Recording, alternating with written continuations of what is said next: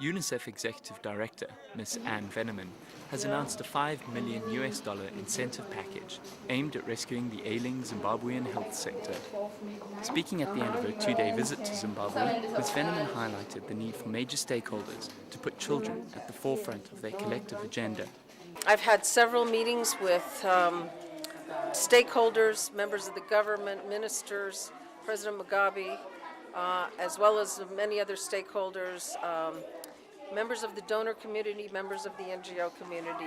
So it's been a most interesting trip, and one that has informed me in terms of the situation here in Zimbabwe.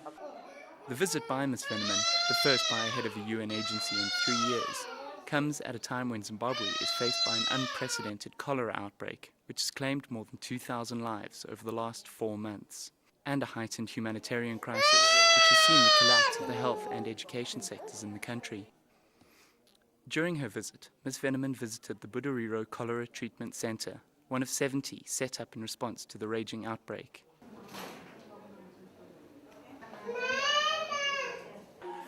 He started to have a running tummy at 6 a.m. on Tuesday. At that time, I thought it was just a running tummy, but it went on throughout the evening. And late in the evening, one of my daughters called me and told me that he was getting serious.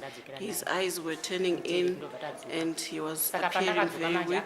That is when I rushed with him to Rugeko Clinic. An ambulance was immediately called because he was passing out diarrhea a lot.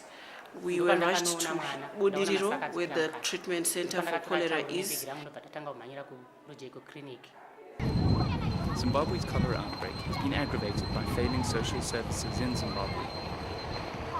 Through the supply of clean water to suburbs, treatment centers, provision of water purification tablets, UNICEF has worked in ensuring a minimal loss of life to a disease which is not only preventable, but curable.